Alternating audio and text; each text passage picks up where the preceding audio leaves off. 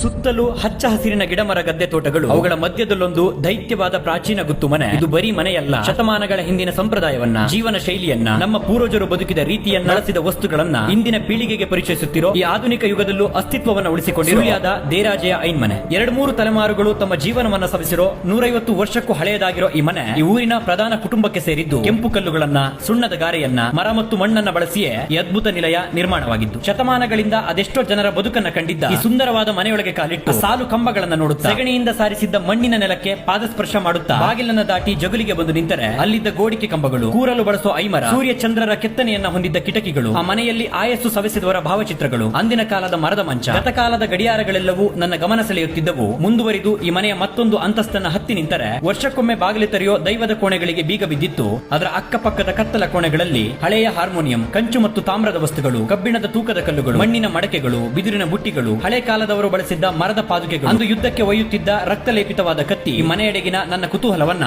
ಇಮ್ಮಡಿಗೊಳಿಸಿದ್ದವು. ಈ ಮನೆಯ ಮೂಲೆ ಮೂಲೆಗಳನ್ನ ಸುತ್ತುತ್ತಾ ಕಿಟಕಿಯಲ್ಲಿ ಇಣುಕಿದರೆ ಮಳೆ ಶುರುವಾಗಿತ್ತು. ಆ ಮಳೆಯ ನೀರು ಈ ತೊಟ್ಟಿ ಮನೆಯ ಮಧ್ಯದಲ್ಲಿ ಸುರಿಯೋ ದೃಶ್ಯಗಳಂತೂ ಒಂದಷ್ಟು ವರ್ಷಗಳ ಹಿಂದಕ್ಕೆ ನನ್ನನ್ನ ಕರೆದೊಯ್ಯುವಂತಿತ್ತು. ಬೋರನೆ ಸುರಿಯುತ್ತಿದ್ದ ಮಳೆಯ ಮತ್ತಷ್ಟು ದೃಶ್ಯಗಳನ್ನ ಕಣ್ತುಂಬಿಕೊಳ್ಳೋಕೆ ಮನೆಯಿಂದ ಆಚೆ ಬಂದರೆ ಮಳೆ ಹನಿಗಳು ಮುತ್ತಿನಂತೆ ಹೆಂಚುಗಳಿಂದ ಜಾರಿ ಇಳೆಯನ್ನ ಸೋಕುತ್ತಿದ್ದವು. ಸುತ್ತಲಿನ ಮರಗಿಡಗಳು ವರ್ಷದಾರಿಯಲ್ಲಿ ಮಿಂದೇಳುತ್ತಿದ್ದರೆ ಆ ಮನೆಯ ಗಿಳಿ ಮತ್ತು ಬೆಕ್ಕುಗಳು ವರುಣನನ್ನೇ ಕೌತುಕದ ಕಣ್ಣುಗಳಿಂದ ನೋಡುತ್ತಿದ್ದವು. ಆ ಮಳೆಯ ನಡುವೆ ಕೊಡೆ ಹಿಡಿದು ಸುತ್ತು ಬರುತ್ತಾ ಕೊಟ್ಟಿಗೆಗಳ ಕಡೆ, ದೈವದ ಗುಡಿಗಳ ಕಡೆಗೆ ದೃಷ್ಟಿ ಹರಿಸುವ ಹೊತ್ತಿಗೆ ಮಳೆ ನಿಂತು ದೂರದ ಗುಡ್ಡಗಳಿಂದ ಹೊಗೆ ಏಳುತ್ತಿತ್ತು. ನಿಸರ್ಗದ ನಡುವಿನ ಈ ಪ್ರಾಚೀನ ನಿವಾಸ, ಇಲ್ಲಿದ್ದ ಪುರಾತನ ವಸ್ತುಗಳು, ಸುತ್ತಮುತ್ತಲಿನ ವಾತಾವರಣ ನನಗೆ ಒಂದೊಮ್ಮೆ ಮಲೆಗಳಲ್ಲಿ ಮದುಮಗಳು ಕಾದಂಬರಿಯನ್ನ ನೆನಪಿಸಿತ್ತು. ಮಳೆಯ ನಡುವೆ ಇಲ್ಲಿ ಕಳೆದ ಕ್ಷಣಗಳು ಆಧುನಿಕತೆಯ ಪರಿಚಯವೇ ಇಲ್ಲದಿದ್ದ ಆ ಕಾಲದಲ್ಲಿ ಹುಟ್ಟಬೇಕಿತ್ತು ಅನ್ನೋ ಆಸೆಯನ್ನ ಹುಟ್ಟಿಸಿದ್ದಂತೂ ನಿಜ.